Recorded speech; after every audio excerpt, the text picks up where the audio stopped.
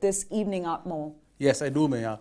Historically in the IPL, teams who have chased have won 485 matches as compared to 385, which is a massive difference. Yeah. So chasing has been an advantage. In this tournament, it was 7-1 in the first 8 matches after week 1. 7 matches won by the team batting second. Since then, the last 4 matches, as you just mentioned, have been won by the team batting first. A couple of reasons. Yes, the anti-dew spray has been, sprayed all over across the venues. Yeah. Also, I think teams are devising specific strategies, getting used to the dew. Also, I think another reason why the teams also know the strategy of how to deal with the dew. So I think these are some of the reasons why the teams batting first are now sort of, coming out victorious in the last 4 matches. Also, the wear and tear on the pitches is increasing. So as the tournament goes on, the wear and tear will go on increasing, and you will see a reverse trend. You will see the team batting first may win more matches than the team batting second. That's right. And as you can see in that graph, Wankhede being one of those places where chasing is an out-and-out advantage. 3 matches have been won. All 3 of them that have been played at the Wankhede Stadium have been won. Chasing, Brabant, 1 difference there, but that is also, 1 game out of the 3 games, 2 have been won by chasing. DY Patil, we've seen, again, an even contest. Both 2 matches, 2 out of 4 have been won chasing and 2 batting first. Pune, both have been won by teams batting first. So that's the first trend to emerge out of it. Yes, there was a huge advantage, and I think given a choice today, teams are still looking to chase. They are opting to bowl first, but that was also due to fresh pitches, due to lack of information about how they are going to play earlier on in the tournament. That might change going further. Okay, then let's talk about the teams and how they have performed. Now, after the auction, Nikhil and I spoke about how the teams were stacked up, and there were 4 teams that came right at the top for us when it came to their batting.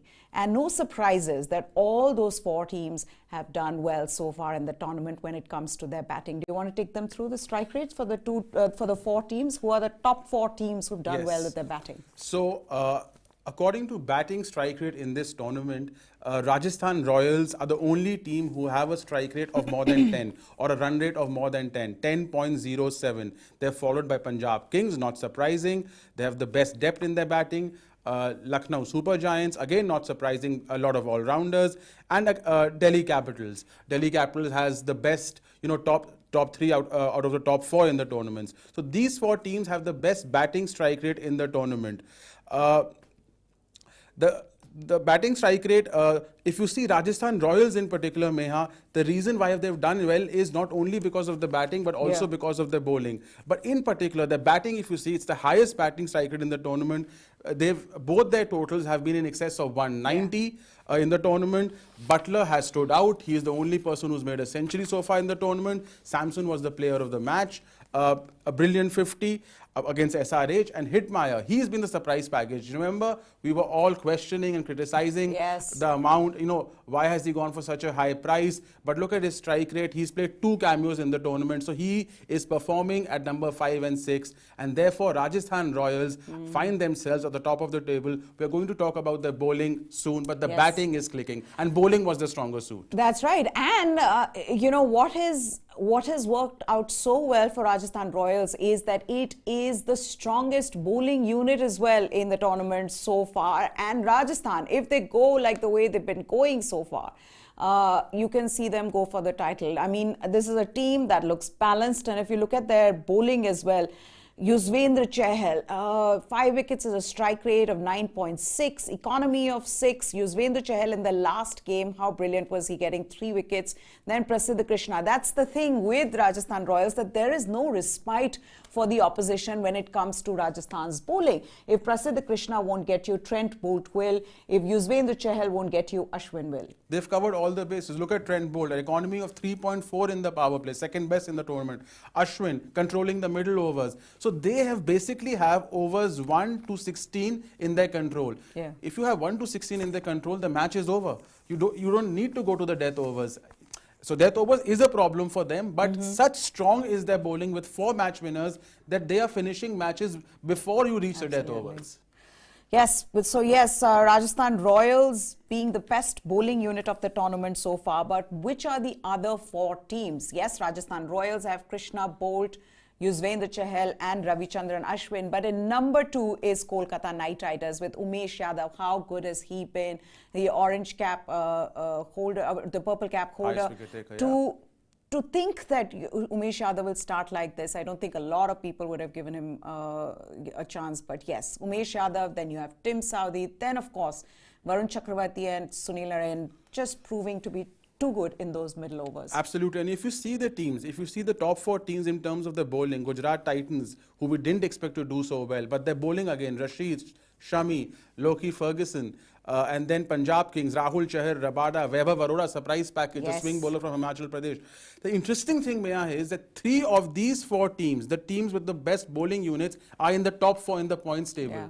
So, which is interesting. So, teams historically who have a higher impact bowling unit do better in the IPL than teams with a stronger batting unit, and which is a very counterintuitive thing. One would imagine this is all about 4s and 6s and teams with a better batting unit do better. It doesn't happen like that. Teams with a stronger bowling unit with world-class bowlers tend to do better. And so far that is the trend. That's right. And I think even to find Gujarat Titans, how good have they been even in the last game that they played, and to see new ball pair with Mohammad Shami and Lockie Ferguson also in, coming back in depth to bowl well. Again, a very good side when it comes to the bowling department. Now, let's talk about the defending champions, Chennai Super Kings. This is by far the worst start for Chennai Super Kings in the IPL, in the history of IPL. And there are so many problems there, one being their batting. But overall, I know the bowling is coming good, but with that kind of batting, it's difficult from here on for Chennai. It is. I mean, they've never lost 2 matches in a row, and now they've lost 3 matches in a row. So it's by far the worst start in the IPL history. They haven't crossed 140 2 times in the tournament of the 3 matches. Yes, they made 200 but could not defend. So there's a problem in the batting, and also there's a problem in the bowling. So what has happened is they've retained a bit, they've retained some of their players who are way past their prime. We've spoken about this, the likes of Raudu, Bravo, and that's putting pressure on the new captain Ravindra Jadeja. Now, Jadeja himself isn't striking in this tournament. He has a strike rate of only 107. He's gone at an economy rate of 8. And they need Jadeja, the finisher with the bat, Meha. They need Jadeja, the restrictor in the middle overs. Without Jadeja, the all-rounder, CSK is doomed. And Dhoni is inconsistent. Yes, a good match in the first match. Ruturaj Gaikwad hasn't fired. One of their, the highest scorer last season. They are highly dependent on their openers. Ruturaj Gaikwad and Robin Uthappa for them. Nobody has been able to fill that role of Faf du Plessis. That is such a big hole. And Faf du Plessis for RCB has been the standout performer. And I think in that sense, CSK have been struggling. Nobody has been able to take that place of Faf du Plessis. Now, News9 Sports is where you need to go if you're interested in getting news from the world of sports, not just cricket. We cover every sport, tennis, football, athletics, every sport, golf. We cover everything extensively. So News9 Sports is where you're going to get the latest from the world of sports. Okay, now let's talk about a trend that is surprising, but we've seen this emerge in the first week of the IPL, which is the fast bowlers have done extremely well during the power play. And in fact, teams haven't got off to the kind of starts that one would have expected in the power plays in this edition of the IPL. Yeah, absolutely. See, most of we haven't seen captains resorting to spinners in the power play as much as we saw in the previous editions. Fast bowlers have already almost bowled 90% of the deliveries in the power play. 39 of the 43 wickets have been taken by pacers, which is more than 90%. So, which means spinners haven't have been restrictive, yes, but spinners haven't been the wicket takers in the power play. They haven't dictated the course of the match in the power play. It's been bowlers like Prasidh Krishna, Umesh Yadav, Mohammad Shami, who've been exceptional in the power play. And this is a very interesting trend. Wankhede Stadium especially has been, very good for the fast bowlers. in terms of wicket taking, whereas Pune has been the most restrictive ground for the fast bowlers, conceding just above 5 per over in this first 10 matches of the tournament. Also, I've seen, the ball darting around a bit in the first 2 overs, with teams batting first, finding it difficult also in the first 2 overs with the new ball. We've seen with Prasidh Krishna, we've seen with Shami as well, just the way Shami bowled in the first match that Gujarat Titans played against the Lucknow Super Giants. Okay, then let's move on to the attack in middle overs. That's the new mantra. So if you don't get the runs that you want in your power play overs, because of early wickets as well, you see how teams are going all out between overs 7 and 16. And you just see the jump from 2021 to 2022. It was 7.7 in the middle overs. That is a massive jump, Meha. So teams are basically going cautious in the first 6 overs. They're preserving wickets, and then they're going all out. Teams especially like RR, Punjab Kings, Lucknow, who have depth in their batting, they're going all out in the middle overs. A rate of 8.25 is a lot in the middle overs. Also, another interesting trend, Meha, is that teams who are cautious and have lost fewer wickets in the power play, let's say CSK has lost 1 wicket compared to MI has lost 3 wickets in the power play. Since CSK is winning that match. So that has been the trend in the first 10 matches. Teams who are losing fewer wickets than the opposition in the power play are winning more matches. So conservative approach is what teams play, are going for. But at the same time, in a way, it's a bit contrasting, because despite that conservative approach, you have some teams that are going hammer and tongs right from the word go. And like we said, even teams like Kolkata Knight Riders who have adopted that approach. Then we've seen Rajasthan Royals, Lucknow Super Giants, as well as Punjab Kings. Okay, then let's move on to wrist spinners. Wrist spinners have dominated finger spinners so far, and to think that someone like Yuzvendra Chahal went for 6.5 crores, Murugan Ashwin 1.6 crores. We were talking about this, how wrist spinners haven't gone for a lot of money. Spinners hadn't gone for a lot of money. Ravichandran Ashwin got 5 crores. But yes, spinners are wreaking havoc in the middle overs. But when it comes to, choosing between off spin and wrist spin, it's the wrist spinners who are getting better purchase. Yeah, spinners in this tournament so far, Meya, have done a restrictive role, whether wrist spinners or off spinners. It's the fast bowlers who are taking the wickets. But amongst the spinners, wrist spinners have been the one who've choked the batsmen, as you can see in the economy rates. There's a big difference between wrist spinners and between finger spinners. If you see all the wrist spinners, Yuzvendra Chahal, Ravi Bishnoi, Rashid Khan, Murugan Ashwin, Rahul Chahar, Varun Chakravarti, just see the economy rates. They range between 5 and 7.25, which is brilliant actually for a leg spinner, because eventually these are attacking bowlers. They will eventually get you wickets. But to have such restrictive economy rates speaks volumes of the ability, and also the fact that wrist spinners are doing well. They're doing something different, and therefore they're controlling the flow of runs in this tournament. What I find surprising is that Ravi Bishnoi is 7.25. I thought his economy would be less than this, given how well he's been bowling. But again, he's also got a lot of wickets, more wickets than some of the other spinners. Okay, then we've got to talk about why this is IPL, yes, and why in that IPL is so important. Indian youngsters doing well. And I think that has been one trend that I've enjoyed watching. To see Ayush Badoni, I mean, how can I forget that 6, over square leg, just getting down on one knee. He has, in not just one match, in both the matches, shown what a talent he is. And then Tilak Varma really impressed all of us. Yeah. We were talking about why is Mumbai so interested in Tilak Varma. There's such a talk around him, but Tilak Varma also showing, the skill and the talent that he possesses, the potential really in Indian batting, in Indian future. And that's what was wonderful to watch. Vaibhav Arora, just his bowling, the way he bowled, and then Lalit Yadav as well. Jitesh Sharma add to that. So yes, youngsters have done so well already.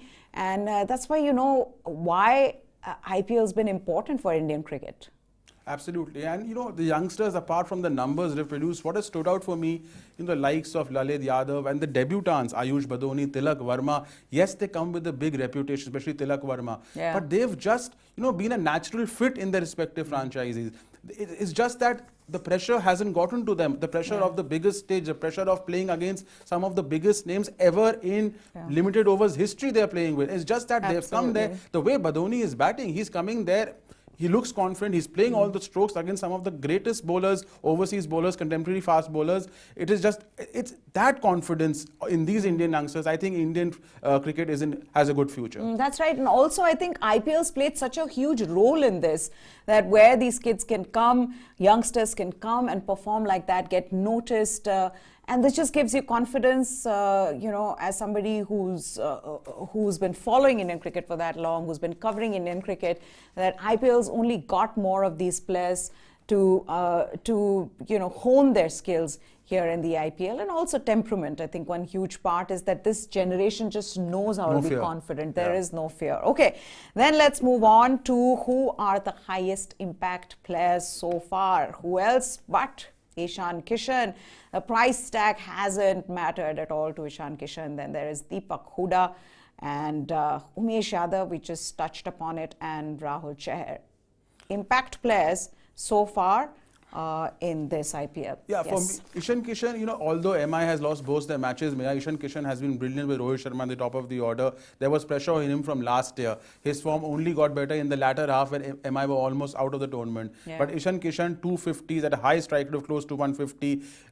Him and Rohit Sharma could actually be the future opening pair of India. I know there's KL Rahul also, who's a run machine, but it could be interesting, the left and right opening combination. Deepak Hooda for me is a very interesting player. He's a part of the Indian 11 also now, an off-spinning all-rounder. He has scored 250s at a very high strike rate at 5 and 6. He's batting. I think this guy is one to look forward to. I think he will play in the World T20 11 for India. A very big hitter of the ball. Umesh Yadav, this resurgent Umesh Yadav in T20I cricket, also in IPL, 8 wickets in 3 matches, economy of 4.91, and he's bowling with the new ball essentially. So he's the highest wicket taker so far, and he's been brilliant with the new ball. And then Rahul Chahar, he's been very impressed. He has a point to prove. He was, till some time back, the #1 leg spinner in India, but that position has again been taken by Yuzvendra Chahal. So 6 wickets, an economy of 5. Rahul Chahar is an excellent option in the middle overs, also in the power play.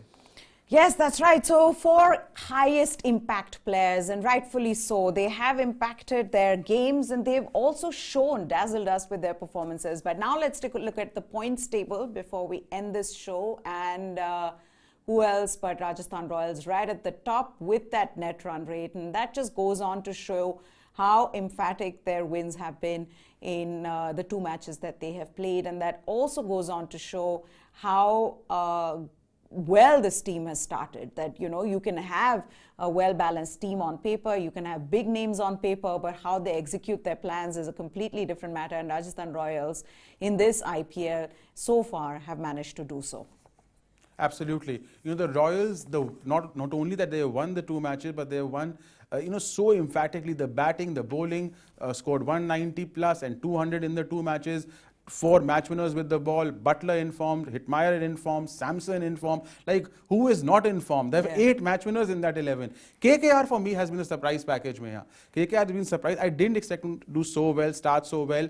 They have followed this Brendan McCullum policy, go all guns blazing. Let's see whether, it comes back to bite them, because it's a very high risk policy. But KKR so far have won 2 of their 3 matches. Gujarat Titans again. I think KKR is also because they've played 3 matches. Yeah. Because KKR have lost 1 game, and the matches that they won have also been close. Have been close, yes. Yeah. Gujarat Titans again, a little bit surprised to see them there, but they have a very strong bowling unit, which we must not forget. Rashid and Shami, 2 brilliant bowlers there. Punjab Kings, the best balanced team. I'm not surprised. I think they'll finish in the top 2.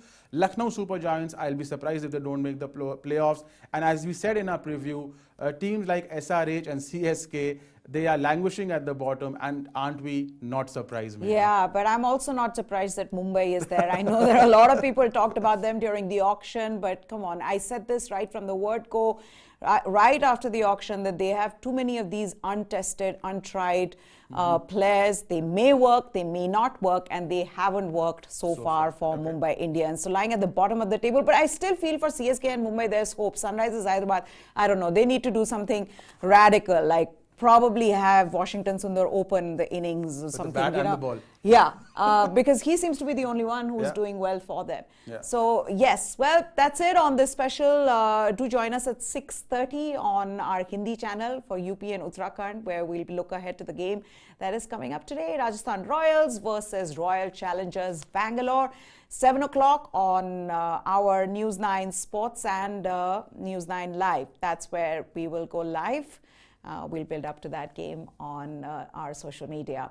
Well, also today at 3:45, we've got to go, in fact, because at 3:45 we're getting Lockie Ferguson on our channel as well. So that's at 3:45. We will go live on our YouTube channel, which is News 9 Sports and News 9 Digital. So keep a lookout for that. I need to go for that now.